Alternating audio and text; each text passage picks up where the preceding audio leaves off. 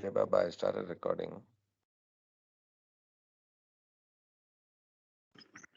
Jai Baba.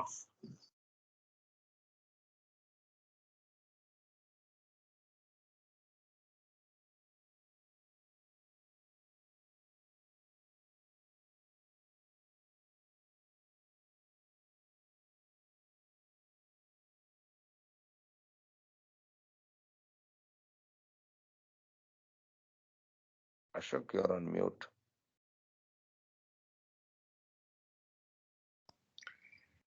Uh, okay.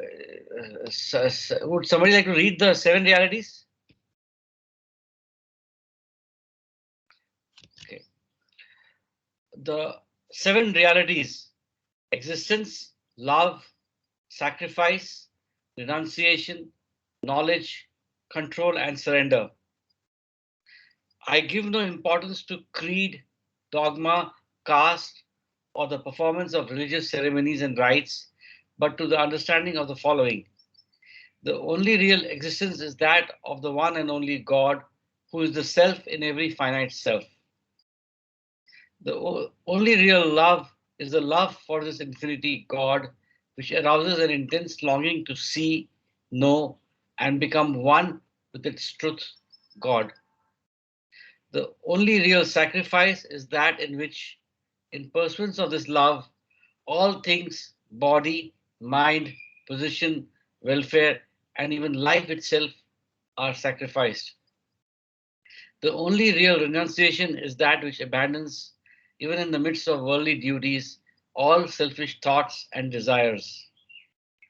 The only real knowledge is the knowledge that God is the inner dweller in good people and in so called bad, in saint and in so called sinner. This knowledge requires you to help all equally as circumstances demand, without expectation of reward, when compelled to take part in a dispute, to act without the slightest trace of enmity or hatred, to try to make others happy with brotherly or sisterly feeling for each one, and to harm no one in thought, word, or deed, not even those who harm you. The only real control is the discipline of the senses to abstain from indulgence in low desires, which alone ensures absolute purity of character. The only real surrender is that in which poise is undisturbed by any adverse circumstance, and the individual, amidst every kind of hardship, is resigned with perfect calm to the will of God. Avatar Meher Baba ki Jai. So, just wanted to ask anybody has got any questions from the past few sessions where we've been reading nothing and everything.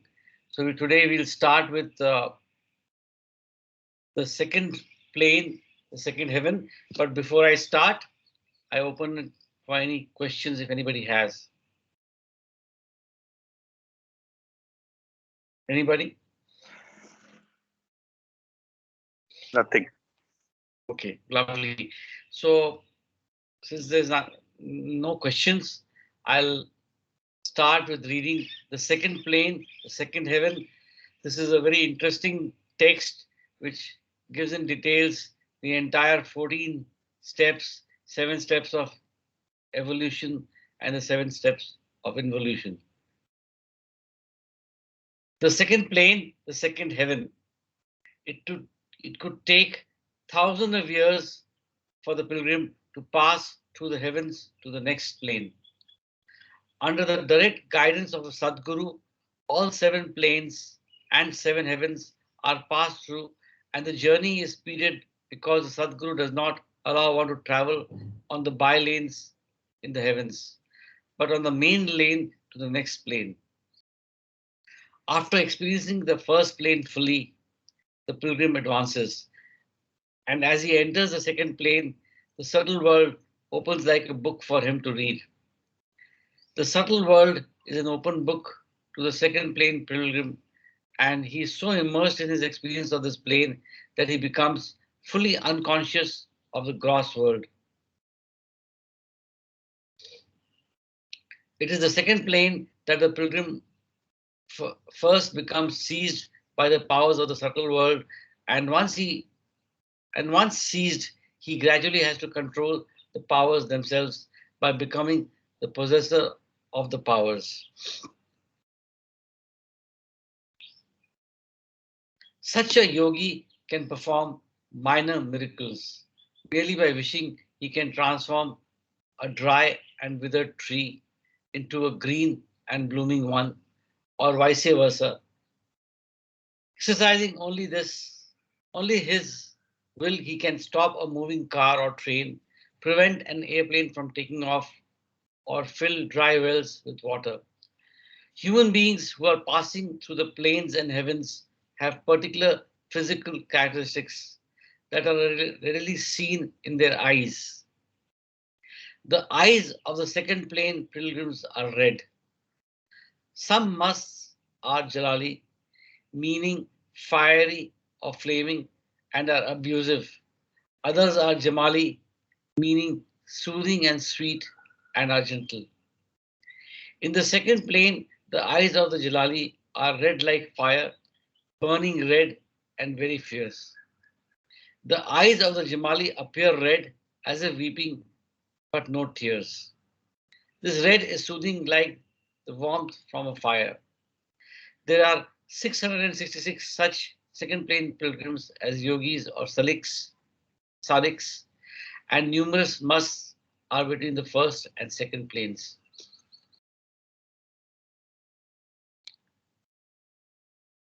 And between the second and third planes in the heavens.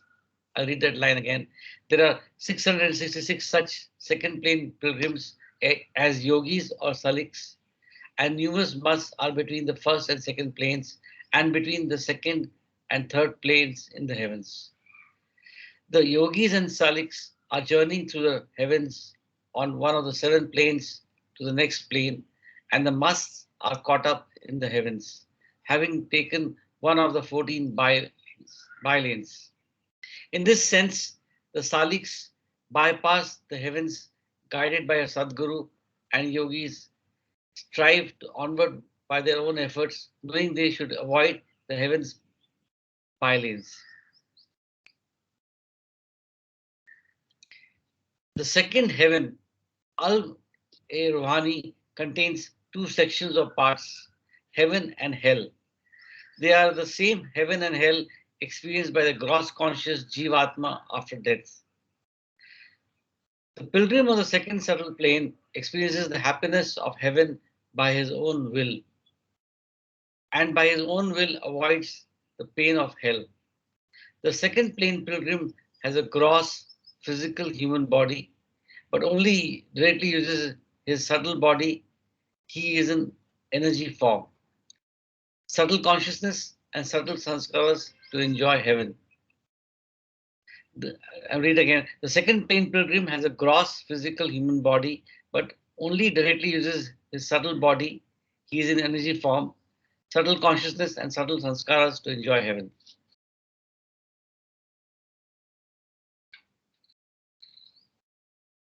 The pilgrim would become even more absorbed in the bliss, for Al-Mehrwani is unimaginably heavenly, without the intervention of the Sadguru. Unless a Sadguru helps such a pilgrim, he remains in heaven, wrapped in it, because the blissful experience is so enrapturing that the pilgrim himself becomes the unraptured.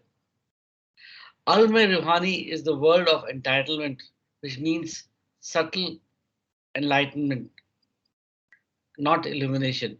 Here, subtle light is bursting upon the second plane, and the pilgrim merges with the subtle power bursting with his own consciousness. While passing through the rapture of the second heaven, the pilgrim's subtle consciousness becomes clear. The pilgrim's sanskaras become purely subtle, and he's enlightened to use the subtle powers that seize him. The second heaven is enlightening because all opposites of heaven and hell, good and bad, pleasure and pain, are reconciled with the individual's subtle consciousness.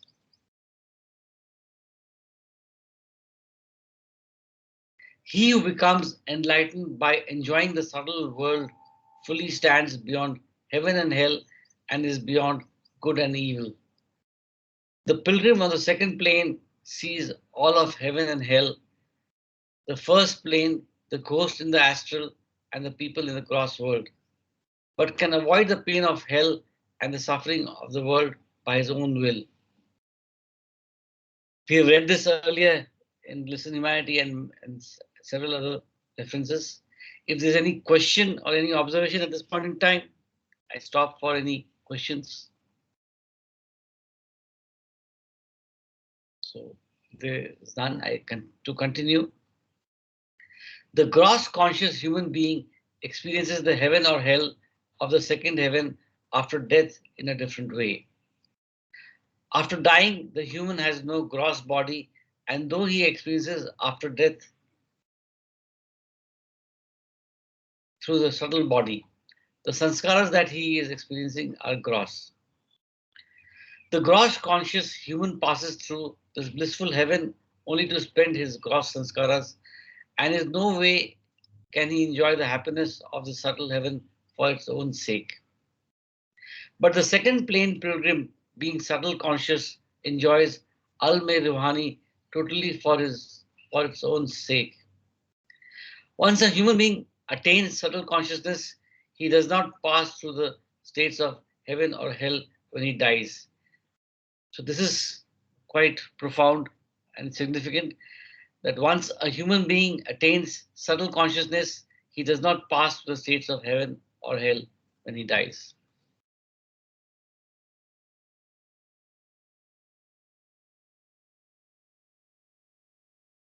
The pilgrim of the second plane sees heaven and hell, but because his consciousness is clear, he is absorbed in the enjoyment of the happiness of heaven. The pilgrim enjoys the heaven of al-me while incarnate, an experience thousands of times more intense than an ordinary gross conscious man can imagine. The hell of the second heaven is not experienced by the pilgrim. The hell of al-me is real hell with two parts or sections, higher and lower hell.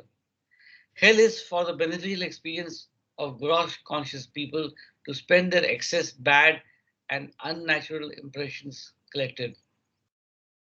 Ordinary bad and unnatural sanskaras such as lying, stealing, promiscuity, gluttony, greed, jealousy, etc., are spent in the higher hell state of consciousness.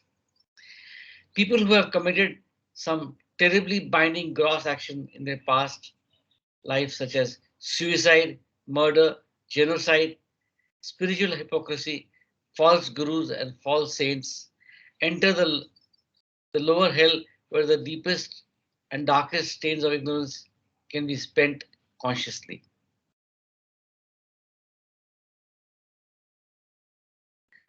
The most unnatural act of suicide results in the worst after death experience. Suicide severely checks the natural progress of human consciousness and should be avoided. The human Jivatma who commits suicide remains suspended in the subsubtle or astral world for centuries as a ghost because he himself cut short billions of gross sanskaras which were meant to be spent in his last life. The suicide without a gross body of his own must gradually spend each and every one of his leftover sanskaras as a ghost through temporary possession of other human bodies or animal bodies. This process of possessing other bodies takes a very long time, several centuries, as the ghost has to find a suitable medium for each set of gross impressions, such as smoking, drinking, fornicating, eating, etc.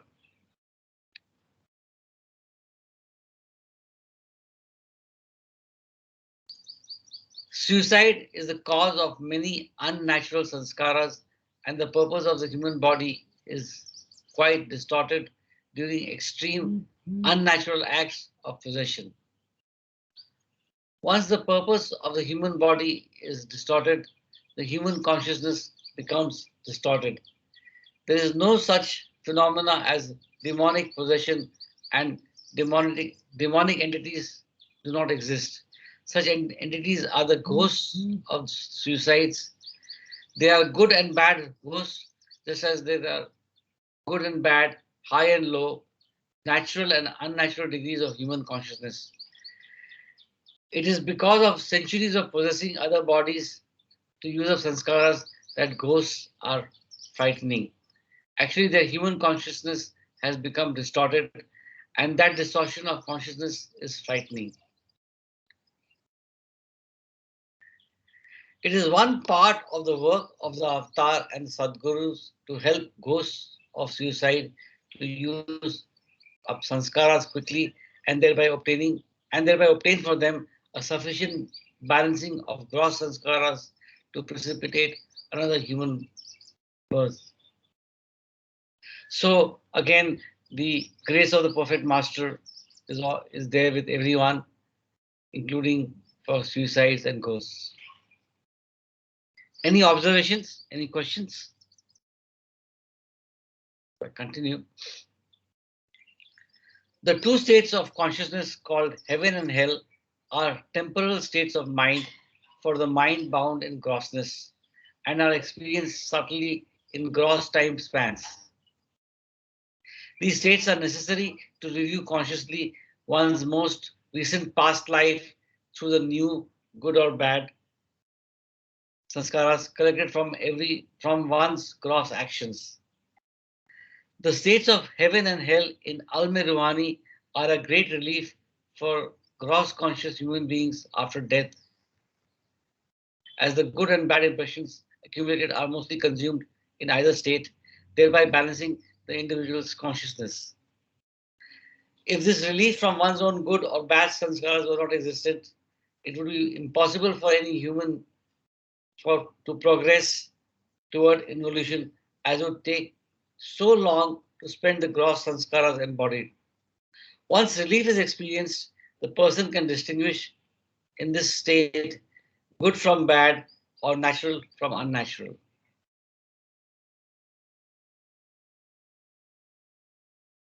The consumption of good and bad sanskaras balances the consciousness if the opposite impressions balance while in human form. One becomes God realized, while if they nearly balance this body in heaven or hell, one simply takes another birth. If a gross conscious person enjoys the heaven state after death through the medium of his subtle body, and he has to spend the gross sanskaras or enjoying the intoxication of liquor, just the thought of liquor gives him thousands of times of more enjoyment than the enjoyment of drinking liquor in the body. The reverse is true in the hell state, when just the thought of pain can cause thousands of times more anguish than physical suffering. In this way, gross conscious people can quickly spend their good and bad sanskaras with heightened intensity and thereby distinguish good actions done while incarnate from bad. So we come to the end of the second plane. Are there any observations, comments at this point in time? Anyone?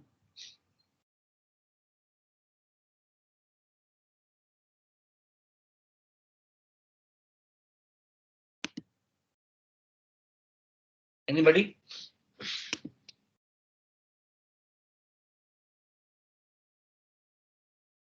Continue, sir.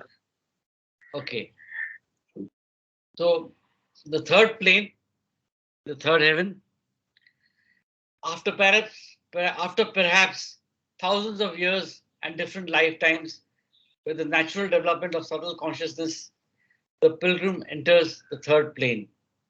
Here the pilgrim comes into control of more occult powers because he becomes aware of the entire subtle realm and its nature, pure energy, power.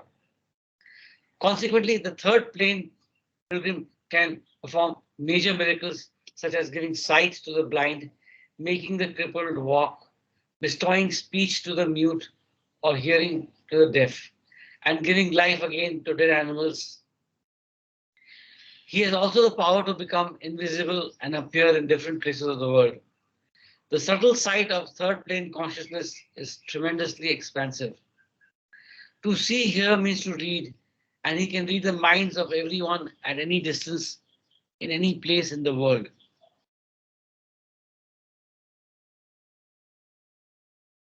The first plane pilgrim can see any part of the gross world, while the second plane pilgrim can see any part of the gross world and the first and second planes with the different heavens.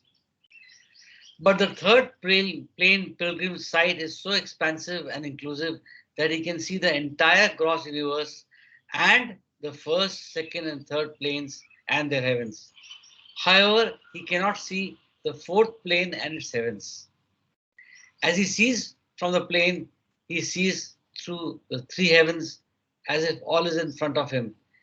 He can thereby read the minds of all gross and subtle beings.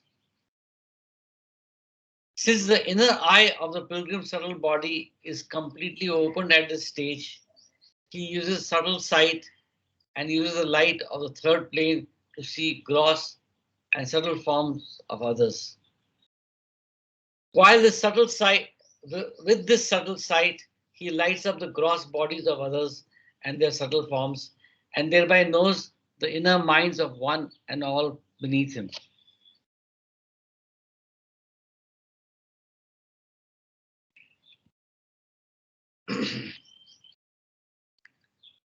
The human being in the third plane has a physical characteristic. Eyes of such pilgrim always appear to be swollen. The third heaven, Al Ekudasi, the pure world, is divided into three sections or parts. The first section is the state of Indra. In Sanskrit, Indralok, the abode of the rain god to Hindus, and in Persian, Makan-e-Huri, the house of the fairies. The second section is the abode of the angels or the abode of the gods, in Sanskrit, Devalok. The Greek and Roman gods were these angels or devas, and they are the Hindu gods. The third section is the actual section of Al-Mekudasi, where the pilgrim experiences subtle knowledge. This knowledge is not gnosis, but occult or mystic knowledge. Each section in the third heavens holds millions of times more bliss, more happiness, more powers than the second heaven. The state of subtle consciousness known as Indra is the state of the first section of the third heaven. Indra is known as the king of the gods, or the king of the angels, the same as the Greek Zeus or the Roman Jupiter.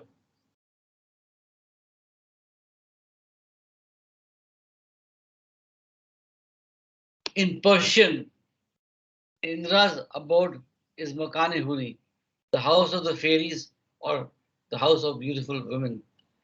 Indra's fairies are feminine subtle beings, a type of an angel with exceptional beauty and charm.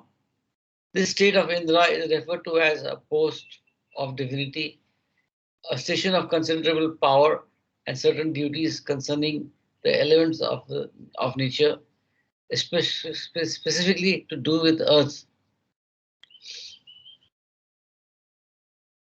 If a man successfully performs a severe penance, such as Chila Nashini, staying inside a circle for 40 days and nights, when he drops his body, dies, this man attains the Indra state.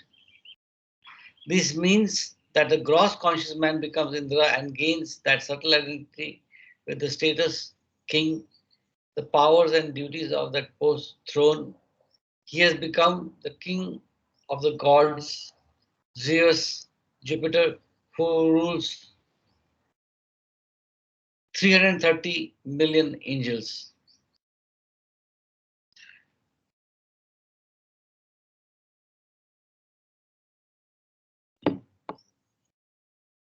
Being king of the angels is an experience of Al-Mekodasi, which is millions of times more blissful than any experience in the second heaven of Al-Ruhani.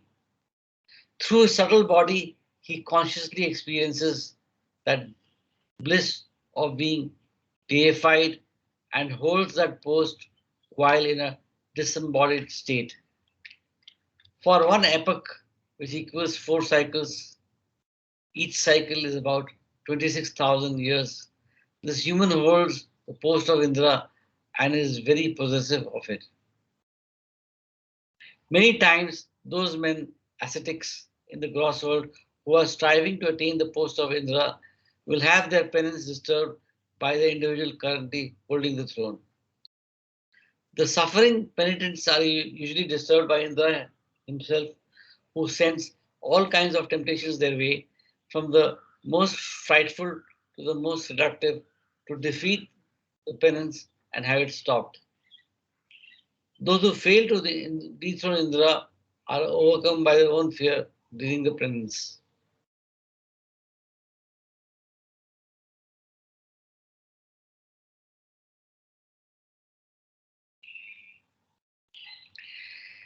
Indra will do anything to keep his throne, but despite efforts to stay in power, the individual holding the Indra post must leave it after one epoch and again take a human body on earth. That individual who has Indra progresses higher while incarnate, still retaining his third plane subtle consciousness. It is important to understand that this individual titled Indra exists in his subtle body and inhabits the heaven while disembodied, but cannot progress in subtle consciousness until he incarnates again. In other words, Zeus must come down from Olympus, and Jupiter must abandon the abode of the gods and become a man again to advance higher toward the fourth plane. There are 558 human beings on the third plane as saliks, and even more as muts are absorbed in the heavens between the third and fourth planes, but only one holds the post of Indra.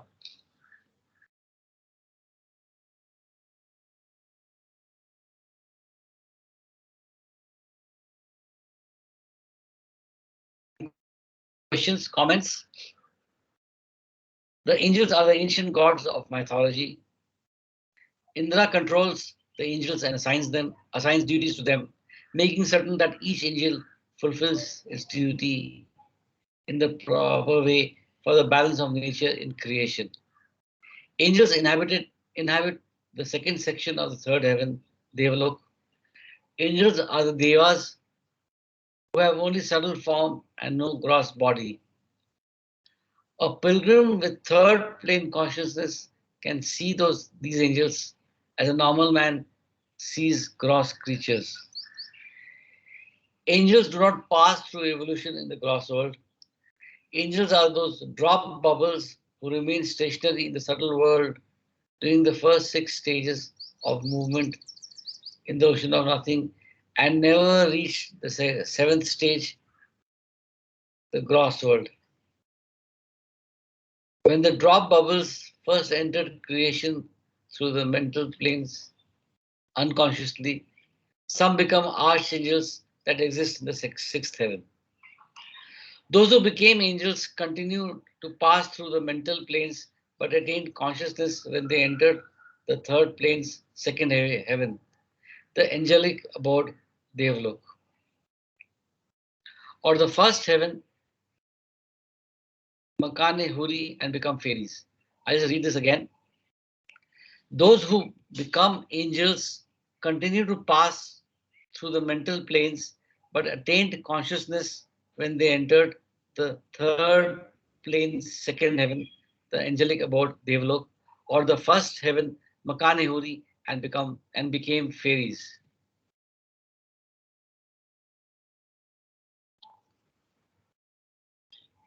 So completely happy and enjoying bliss to the fullest, as automations of the will of Indra, angels still inspire to attain human form because only in human form can a soul become God realized.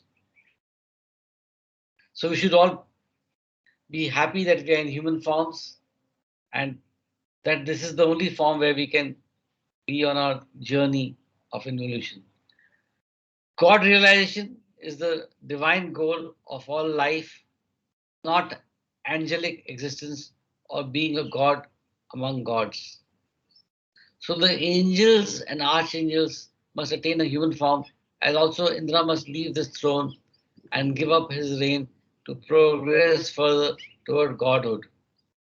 After an angel has existed in Devlok for 4 cycles, the angel has the possibility of being born in human form. After only one birth and lifetime as a human being, the archangel or angel receives liberation from all future births and deaths. Mukti, the state of infinite bliss realized.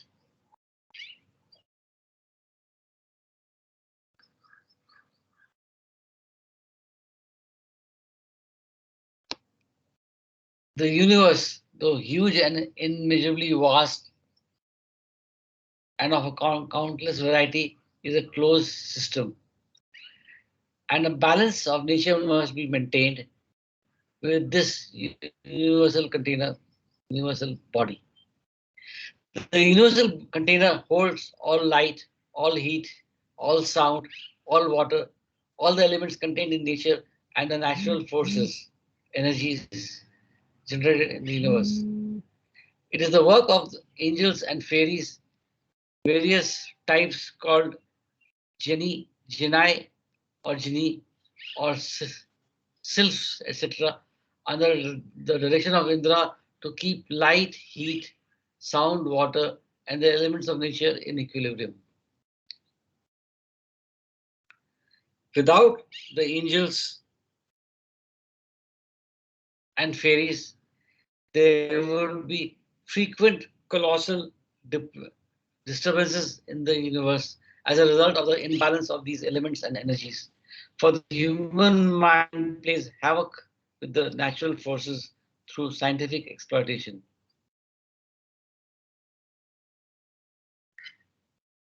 It is only after many years that the natural forces go out of control. During such eruption in the universe, resulting as chaos in the world, earthquakes, floods, famines, etc., not even the angels and fairies, nor Indra can control the cosmic consequences.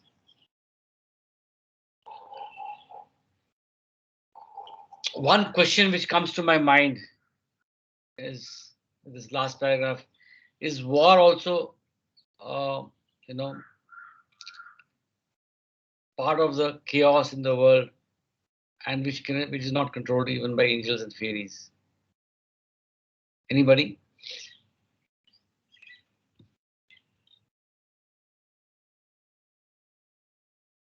Well, we leave it at that.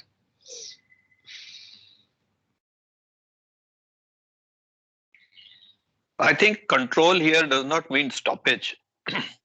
Control is how it is, what happens. That's it. Okay, okay. My And understanding. but anyway, Yeah. yeah, and God, like I think Baba has said that uh, it's nothing happens without His will. So whatever Yeah, yeah. happens has his, uh, has his Yeah, yeah. consent, or whatever happens is God's will. Anyway, we'll leave it at that. Thanks, Sanjay. Uh, okay.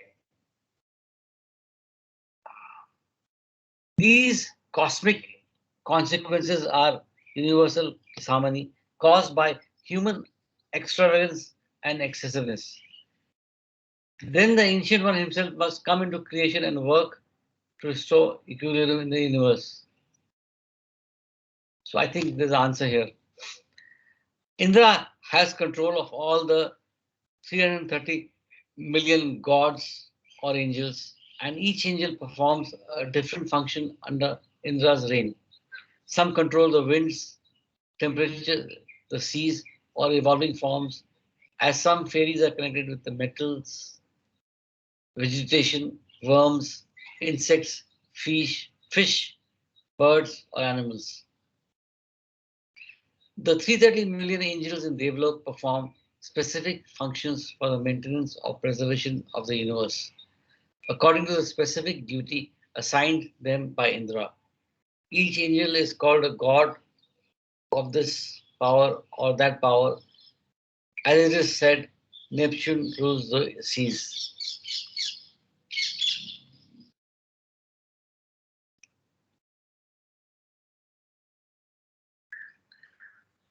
Mental world descends directly from Tej, and subtle world descends from the mental. The subtle world is of water, 276 states of gas, and therefore Indra is known as the god of rain, as the subtle water vapors in the world, raindrops. The rain of the gross world is a shadow of the water in the 276 states of gas combined in the subtle.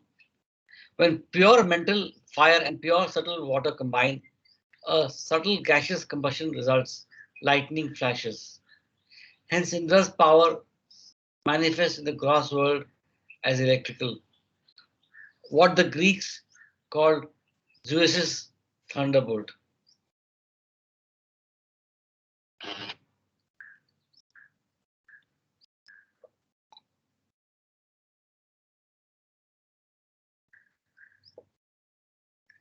Indra and angels do not advance through the third subtle plane because neither have gross bodies, and one needs a gross human body to advance. Indra and his angels remain stationary in the first and second sections of Al Mekudasi, namely in Makane Huri and Devlok. However, the third plane pilgrim advancing through the third section of Al Mekudasi has a physical human body as well as a subtle and mental body, and so he can advance. Al Mekudasi is the pure world where the subtle consciousness is fully developed and the subtle energy, occult power, is not misused.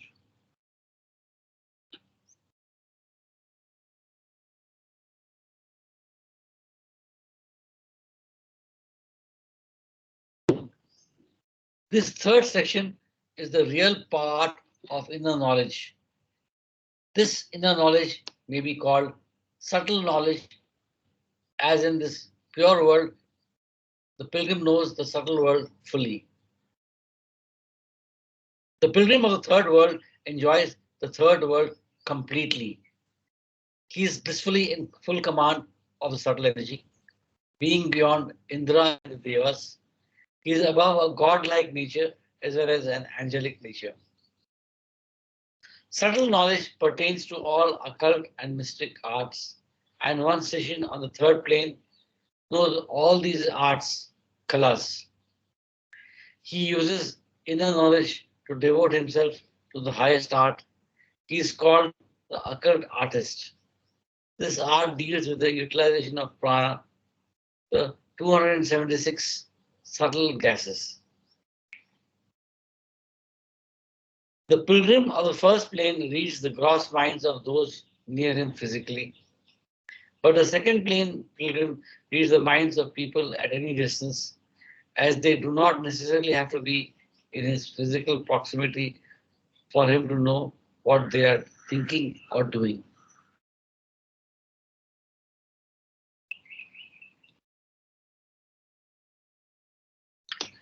The third plane pilgrim can read the minds of all people on the gross level and subtle conscious pilgrims of the first and second planes, whether they are physically near or on the other side of the world. He reads their minds and he may help them in some way. If they are in danger of an accident, he can prevent it. Or in case of illness, he may cure them by merely wishing it. This wishing is the release of prana, the breath of life. He breathes on them or into them. But to restore limbs, give sight to the blind, give speech to the dumb, or hearing to the deaf, people need to be in his physical presence.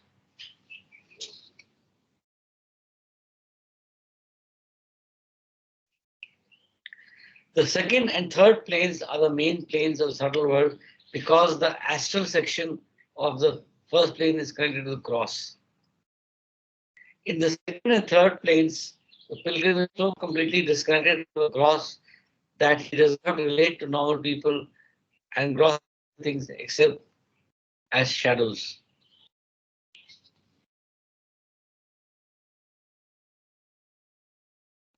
It takes many lifetimes, usually hundreds and thousands of years, for the pilgrim to traverse all seven inner planes and heavens, though he could do so in one great leap if a Sadguru wished it and personally guided him.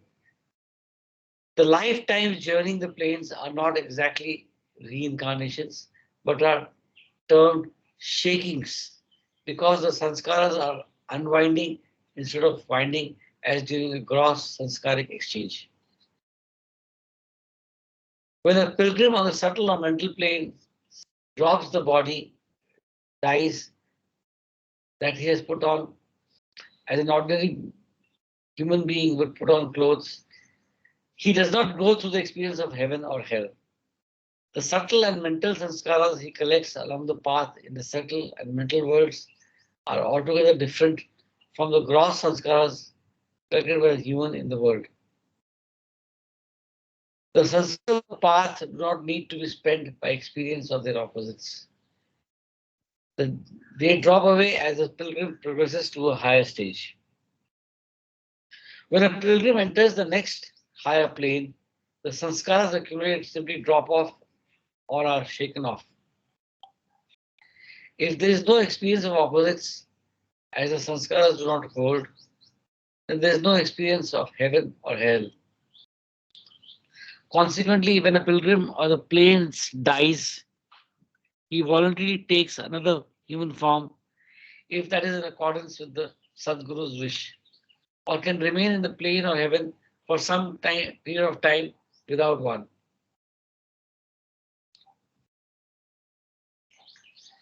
As after the third plane, pilgrim passes through Alme Kudasi, he is able to advance toward the fourth plane of all power, and all powers enter the first splendor at the threshold of the beloved that lies between the subtle and mental worlds.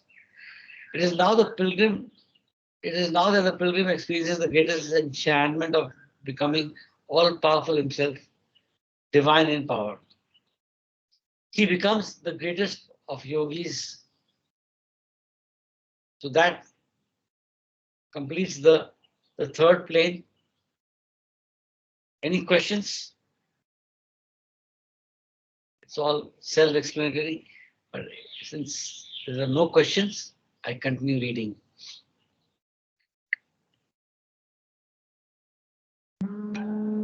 The fourth plane, the fourth heaven. After achieving gross form, the Jivatma cannot fall back in evolutionary consciousness to a lower state of consciousness. No one loses consciousness once gained through evolution. So a human being cannot revert to an animal form, though he may temporarily possess animal forms if he is a ghost or as a tantric sorcerer may transform into an animal. However, an exception is the human Jivatma on the fourth plane. He can fall all the way back to stone consciousness, but he is ruined only if he misuses the tremendous powers. I read this again because though we have read it again other places as well. However, an exception is the human Jivatma on the fourth plane. He can fall all the way back to stone consciousness, but he is ruined only if he misuses the tremendous powers. The powers of the fourth plane are divine, infinite in nature, and all occult powers, siddhis, manifest from the fourth plane. Yogis call these divine powers Riddhi Siddhi, the power of the Kundalini, the serpent's power, the same cobra that hangs coiled over Shiva's neck.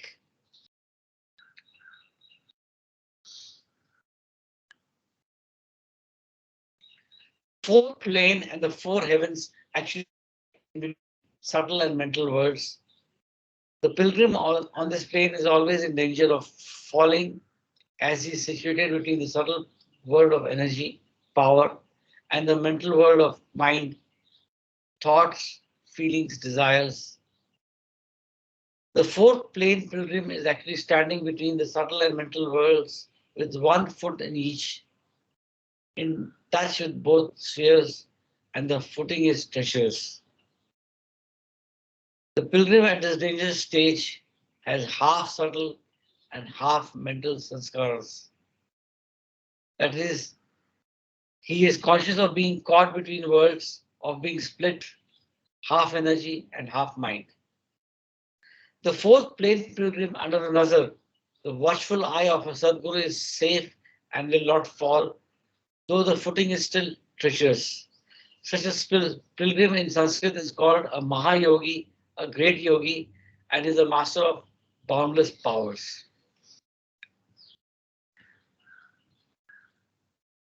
The Mahayogi has the power to do anything, but has no divine knowledge, jnana, to control the powers he holds.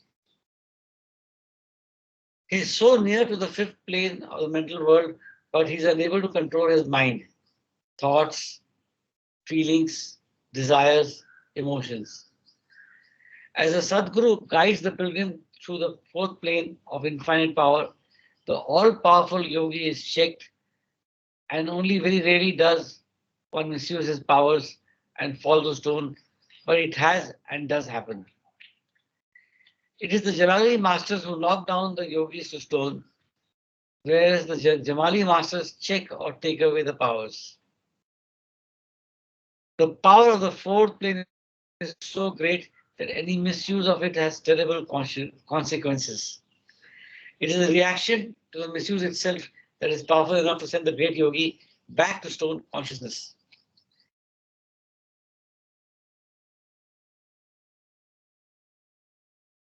He who felt himself to be so great, so infinitely powerful, now lies on the floor and thinks himself to be just a stone. He lies in ruin. He who thought so intensely with the peak of all emotions can now think almost nil. This fall is almost always prevented by the Sadguru's guidance. But if the great yogi refuses to be guided through the fourth planes, four heavens, then the misuse of the infinite power could occur. Very few yogis can cross the fourth plane threshold and enter the mental world of their own on their own efforts, but a few do. The pilgrim of the fourth plane in Sanskrit is named Kuber, possessor of all wealth. Kuber is the possessor of everything. He owns everything but divine knowledge and divine bliss. His bliss is not infinite, but it is the splendor of Suryalok, and his splendor is his infinite powers. It is said in India that Kuber's house is always full, meaning his palace is full of all riches. There are always 56 such Kubers on earth at all times. They are the masters of power in the spiritual hierarchy. On the fourth plane, Kuber has 7 great powers, Riddhi Siddhi, and a countless number of lesser powers, Siddhis. The first great power is that Kuber can raise the dead, both human and animal. The first great power is that Kuber can raise the dead, both human and animal. The second great power is that Kuber can create other worlds, all universes, all beings, and paraphernalia in them. And the third power is that he can destroy other worlds. The fourth and fifth great powers of Kuber are that not only can he read our gross conscious minds and minds of pilgrims of the first, second, and third subtle planes, but Kuber can also influence them all. The sixth great power is that Kuber can even influence the mind of Indra and the angels.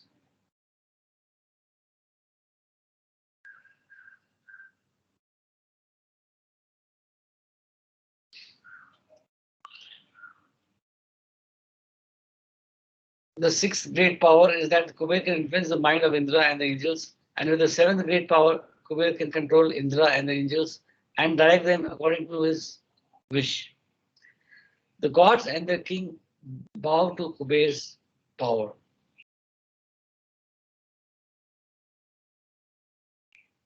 Kuber achieves infinite power, and infinite powers, though of these there are seven major powers, as likewise Maya has seven major powers containing seven major desires. So Kuber, who feels the full impact of emotion and desire, thus feels all lust, all anger, all greed, all hatred, all pride, all selfishness, and all jealousy. Because Kuber holds all the powers contained within the seven major powers, but has not the mental capacity to control his mind, to control what he desires. This is extremely dangerous. Kuber must be watched by a Sadguru or fifth plane pilgrim, or he will surely act on his own desire, since he is filled with every desire. It is his mind, his thought that is checked by the Sadguru, but thinking about fulfilling his desires. If Kuber thinks about fulfilling any desire, it is done. If he has to think about creating or destroying the world, it would begin instantaneously. His mind must be checked.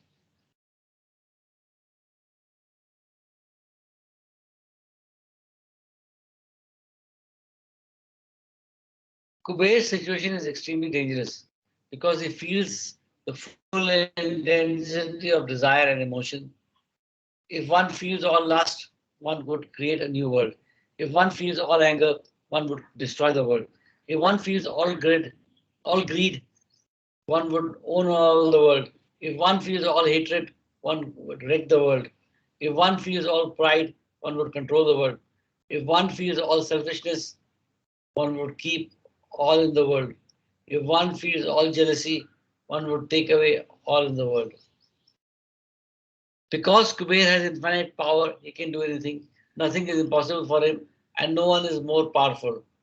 At times, Kuber reigns heaven and hell and makes the souls of the dead enter other dead human being bodies. At times, Kuber reigns heaven and hell and makes the soul of the dead enter the other human, other dead human bodies.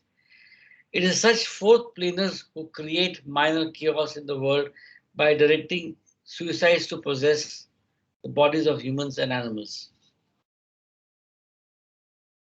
The ghosts of suicide haunt the living, disturbing people and animals. Kuber lives at the height of power, but he is also at the height of desire because of his accomplishment, the raising of Kundalini to gain Riddhi Siddhi. Consequently, Kuber lives in danger of falling at every moment. No doubt he is the great powerful king, master of all power, but he is the most dangerous king alive because he could destroy the world. At this point, I just want to add that pranayam, if it's not done with proper supervision on the path of involution, the kundalini can be raised or we can become empowered. Consequently, Kuber lives in danger of falling at every moment. No doubt he is the great, powerful king, master of all power, but he's the most dangerous king alive because he could destroy the world. The Kuber who knows his danger does not use his powers. Kuber is the man who has the treasure of all powers, and since nothing is impossible for him, he is called the king of the occult and the king who has power to do anything. The fourth heaven, Al-Me Mehfuz, the protected world, is actually in the fourth plane and has four parts or sections. Each section is a state of consciousness of the fourth plane, full of power and allurements. And at every step, Kadam, Kuber is tempted either by the power or by the allurement.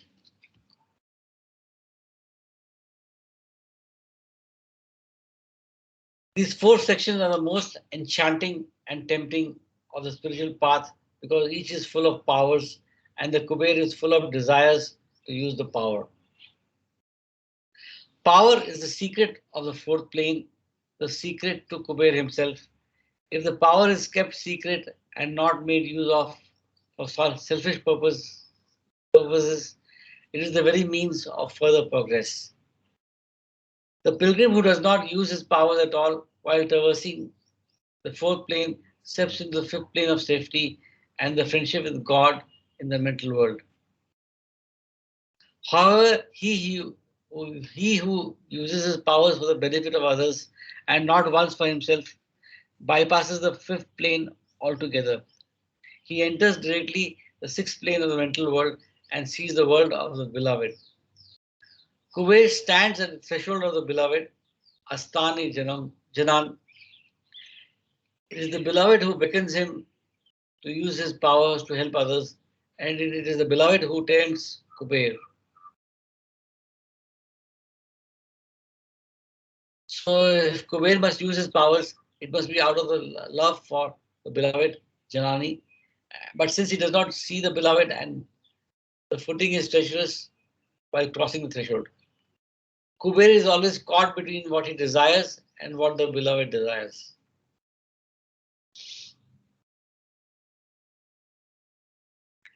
The human beings on the fourth plane have a particular physical characteristics. Beware of their glance.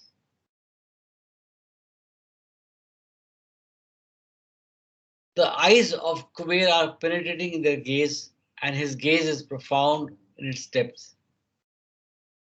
If Kuber stares at anything for even a minute, the thing crumbles to dust. The Kuber's stare is always roving. He never gazes fixedly at anyone or any person. Even Indra will not meet Kuber eye to eye.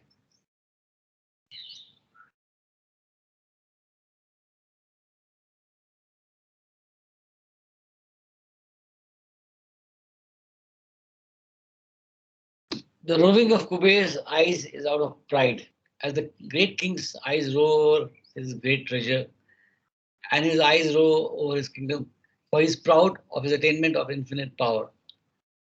Kuber's pride is the pride of owning everything. Al-May Mahfuz is the last heaven of the settled world and is called the protected or secured world. Infinite power has been secured, and Kuber can do anything, good or bad, but he has no divine knowledge. So the Sadgurus always protect such a person and do not allow Kuber to misuse his power, his great powers. Yet he holds the powers in his hands, in his own hands. Because of the protection given by the Sadgurus, the fourth heaven is called the protected world. The secret of infinite power is also closely guarded by the Sadgurus. Power is the secret to the subtle world, and the heavens provide the enjoyment of all secrets and enchantments. So, with that, we come to the end of the fourth plane. I take a pause here. If there's any observations, comments, or if somebody wants to say something. I think it is very beautifully written, Ashokji. Oh, yes. The way, yeah. I never read this book before. So, A lot of insights. quite good. Yeah. Yes. And he is I connecting couldn't- it to Indian mythology, Hindu mythology, to say Kubera and Indra, and the significance of these people, these kind of concepts, if we may say so, yeah, into the Hindu religion. Yeah, Jai Baba. I think Jai Baba, Ashokji, you have been reading continuously, so I think we can even stop today at 8:20, 8:30 almost now, because there are not many listeners also. So maybe they'll miss this section that we read today. Would you like to read? No, I said let's stop here today at 8:30, and then we do the fifth flame from tomorrow, and hopefully we'll have more audience. Okay. Yeah, that's what I was suggesting. I'm okay either ways. I can continue till 9 or I can stop here.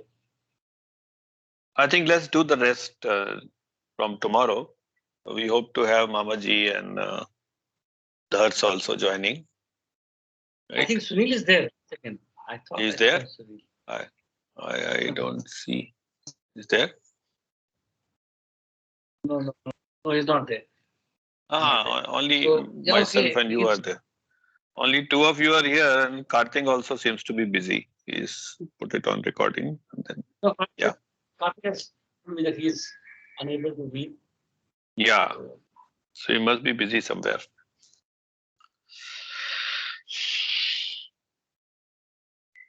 Good. Let's digest this today. But I think Karthik will come in at 9. That's okay. If both of Hmm. us log out. But he has, fine, he has to stop the recording. He will cut short the video, I suppose. Cut it out.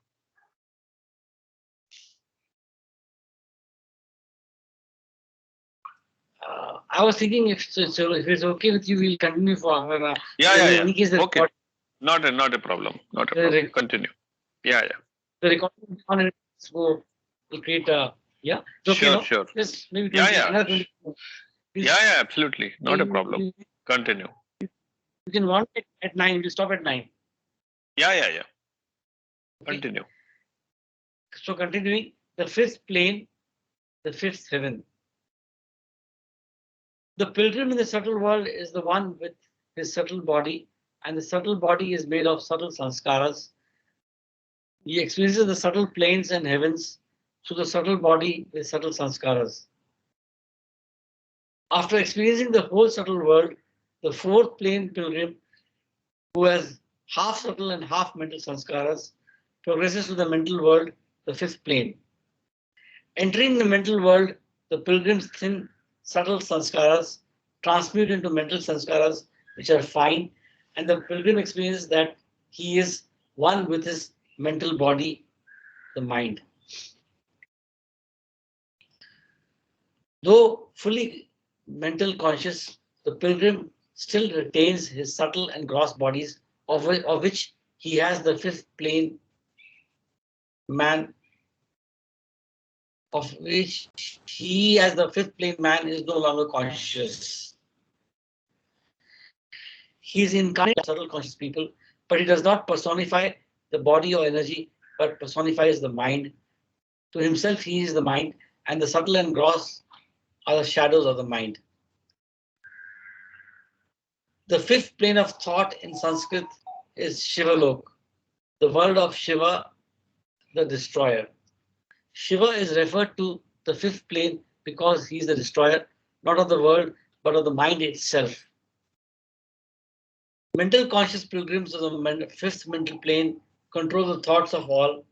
They destroy gross and subtle sanskaras in others.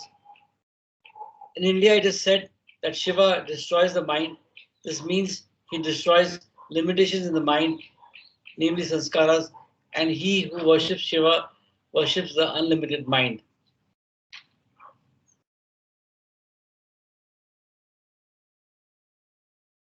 As Kuber is the title of Shiva is the title of the fifth plane man. It is said by those who know that Shiv and Kuber are friends. If Kuber's eyes momentarily stop roving, it is when he looks towards the mental world and sees his friend Shiv. The fifth and fourth planes are very near to each other, and Shiv, the fifth plane pilgrim, checks Kuber in the fourth plane. The mind is of the mental world and has two sections.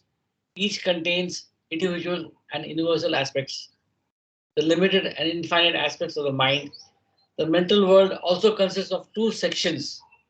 The first section, the fifth plane, is full of thoughts: good, bad, high, low, material, spiritual, natural, and unnatural thoughts of every kind and their opposite. The second section of the mental world, the sixth plane, is filled with feelings, sensitivities, desires, emotions, and longings, feelings of every kind and their opposite.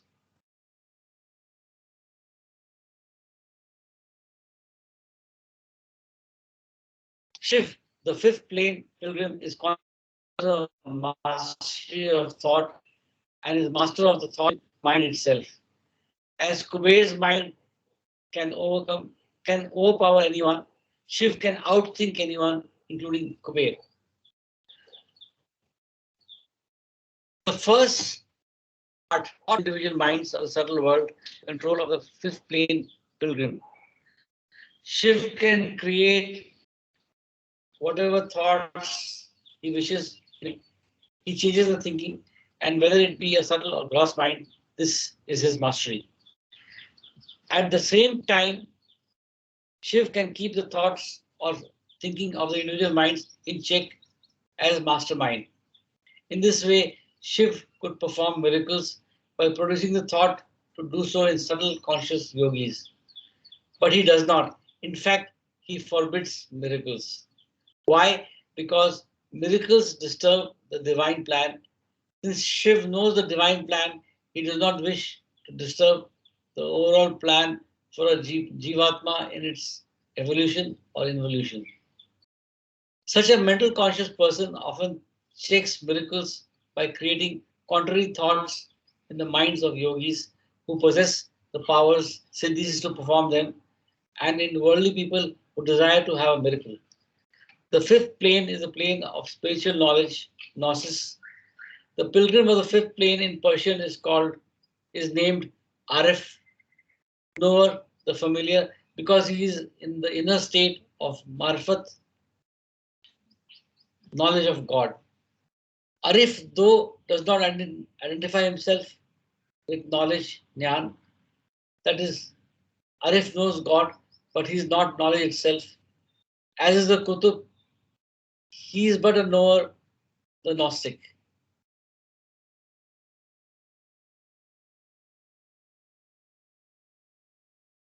Fifth plane is the plane of divine light, glimmering illumination, and real intoxication, wine of love.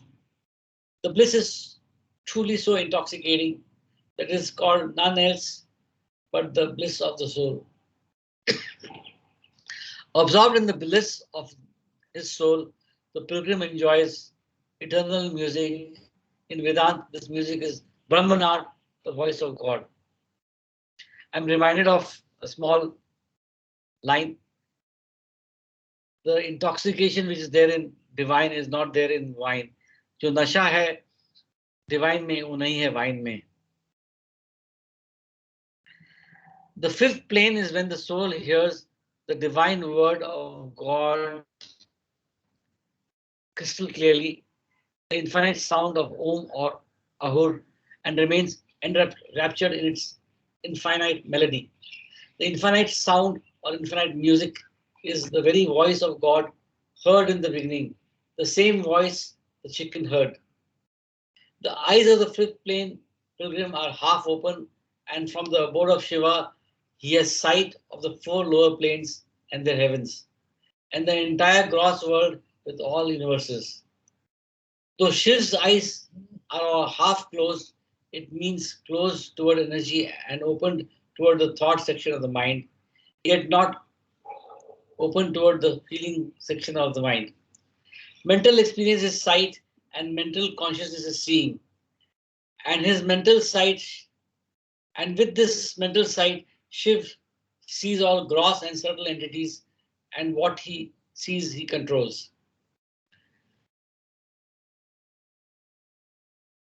The fifth heaven and the fifth plane are one and the same. The pilgrim is quite safe, meaning that he cannot get caught in the heaven or fall. However, Kuber can fall and lose everything, but Shiv checks him, helping to prevent Kuber from falling. They are friends.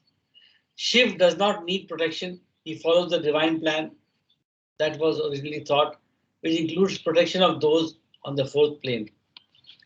The fifth plane man is titled Shiv because he is definitely in the state of becoming Shiva, realized. But there is no certainty, there is no risk for him of ever losing that certainty. So there's a subtle difference here between Shiv and Shiva.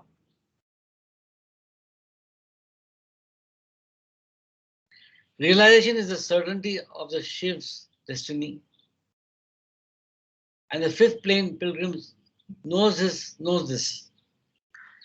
The fifth plane pilgrim is also called Vali, God's friend. He and God are friends. The Vali knows God. He is familiar with him. He hears him speak. The Vali is more dangerous than Kuber if he is upset because he can control minds.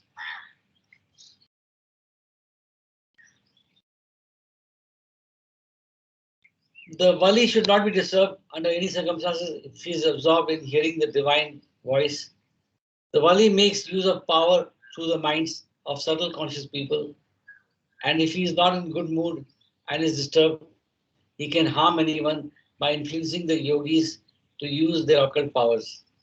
While the Vali manifests his anger by harming the profane or ignorant, Shiv manifests as a destroyer, Shiva. One should remember that the Vali is God's friend and not necessarily people's, though he helps people. A person should then be careful among the friends of God and keep distant from a Vali and should not disturb him when he is absorbed in the bliss of his soul. The fifth heaven, Al Maisrar, is the world of mysteries, wherein all mysteries are revealed and grasped because they are of the nature of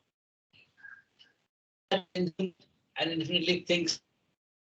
In this heaven lies the knowledge of the mind, and all mysteries are within the original fire Tej.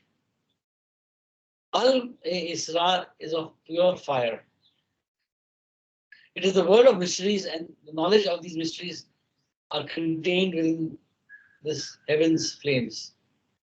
He who is pure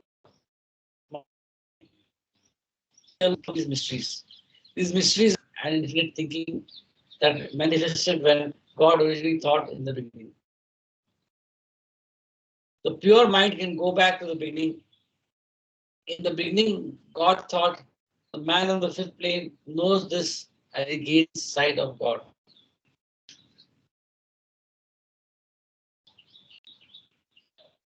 So with this we end the fifth plane. So I continue reading. We have another 15 minutes. Okay. The sixth plane, the sixth heaven.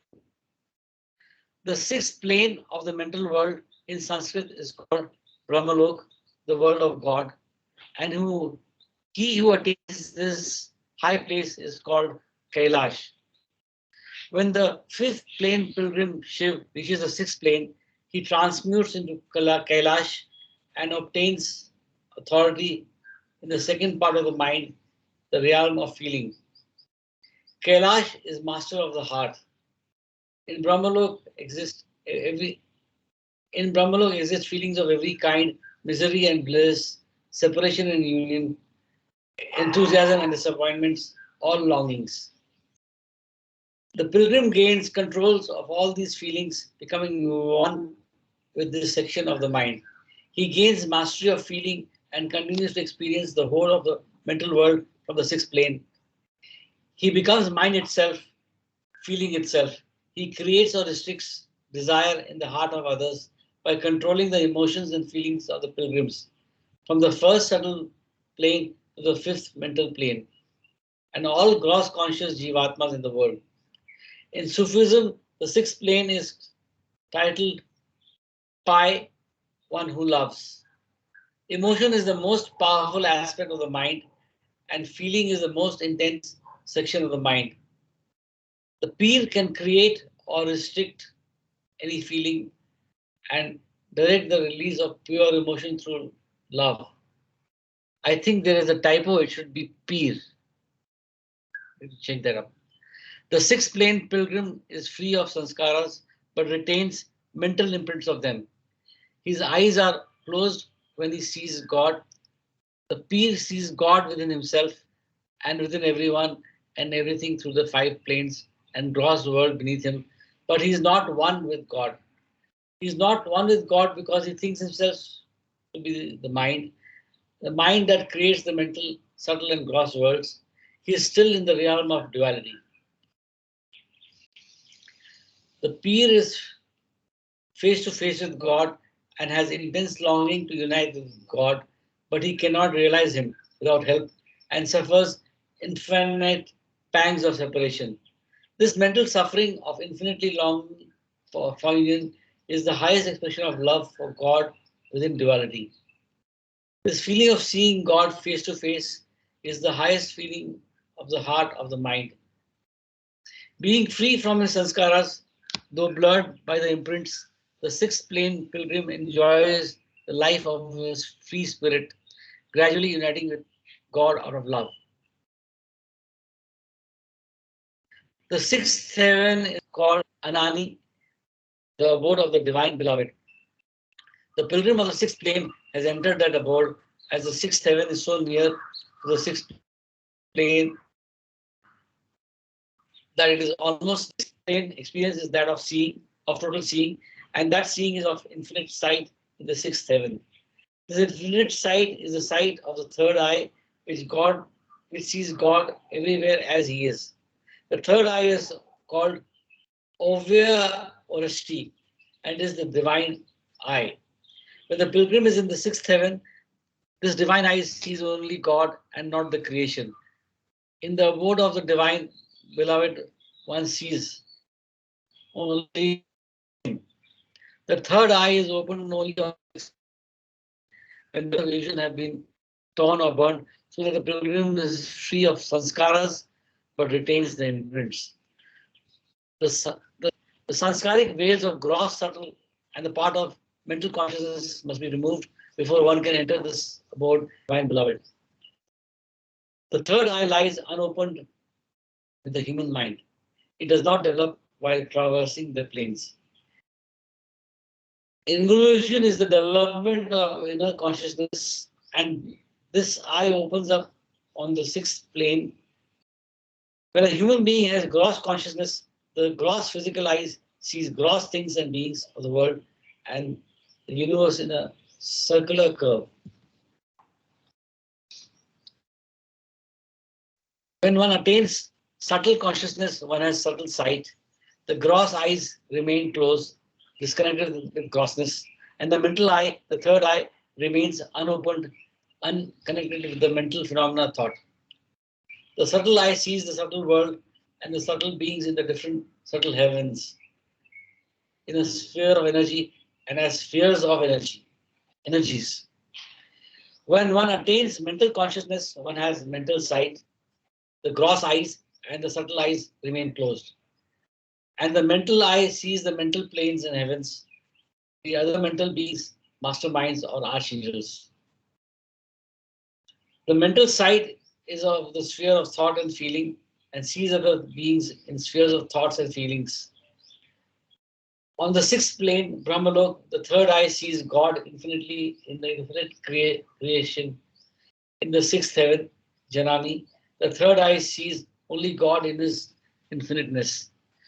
I would just like to add here that this has got a lot of relevance with the God Speaks first chapter, where they talk about different worlds, spheres, and planes.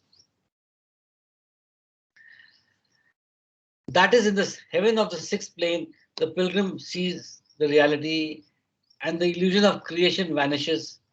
This vision is beatific.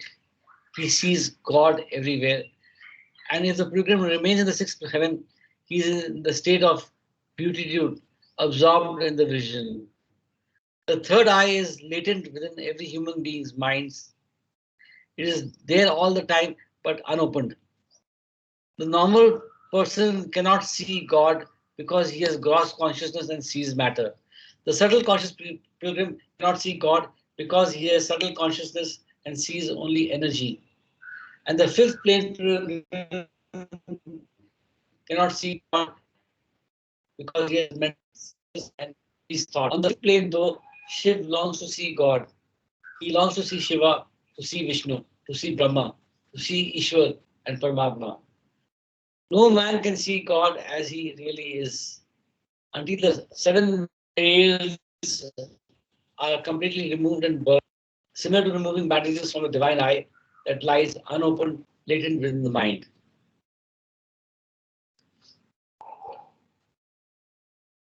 When these veils are removed, one becomes that eye that sees infinity. I speaks, sees Shiva, Brahma, Vishnu, Ishwar, and Paramatma.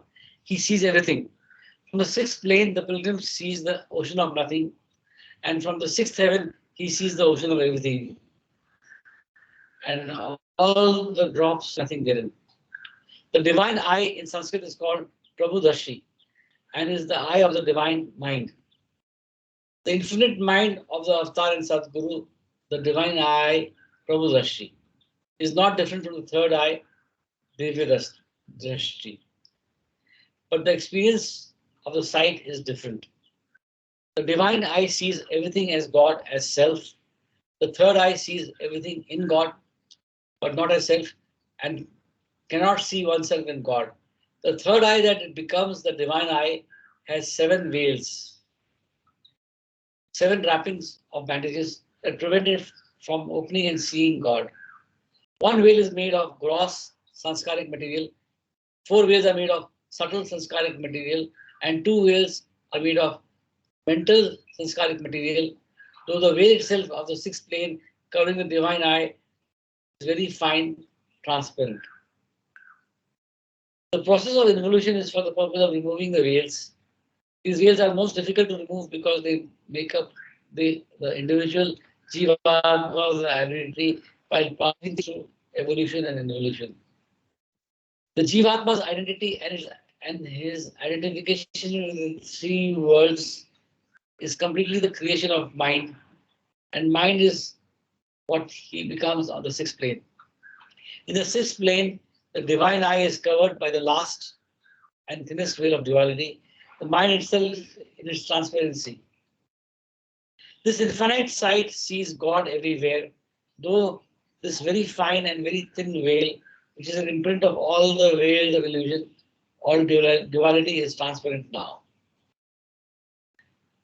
The last veil is the third eye itself, and when this fine, very fine imprint of duality is finally torn away, the soul itself becomes the divine eye, Prabhudrashti. It is an infinite vacuum of nirvana that the third eye disappears in real nothing. It then transforms in miracle to see everything as self, as I, as aham. In miracle, the soul realizes the reality of itself and becomes Prabhudrashi, the eye of God in the beyond, and has the sight of God from the beyond. From the sixth plane, Brahmalok, the divine eye sees God, the infinite in the beyond. And the seventh plane, Vijnana Bhuvika, the eye of God. Ishwar is God. God as a creator is Brahma. God as a preserver is Vishnu. God as a destroyer is Mahesh. But how does God as Ishwar create, preserve, and destroy? Through his divine eye, his divine sight. When Brahma creates, he opens his eyes and sees the universe. When Vishnu preserves, he sees all things in the world. When Mahesh destroys, he closes his eye. This is the experience of the Avatar and Sadgurus as the conscious, infinite unconsciousness. They never sleep, they never close their eyes to the world, and all beings contained in them, this is their nazar. The seventh heaven is called Jana because in this state one actually has a sight of the beloved and love of God is fully manifested. In Janani, the heaven of love, the peer sees the infinite effulgence of God, Noor, and this effulgence is the original fire of God, Tej. As the peer becomes absorbed in the infinite effulgence, he gradually merges with the original fire as it burns the flames of love. This burning in love is blissful, but it is also intense suffering for the peer. Infinitely longs to become one with God. The Wali experiences the longing to see God as he really is, whereas the peer suffers the longing to realize God as he really is. So with this, I stop here. Sanjay, or any questions? It was very profound. Sanjay, Karthik? Yeah, very good, Sanjay. I think we'll stop Jai here. Baba. We'll leave this plane. Yeah, Jai Baba. And leave this Yeah. plane for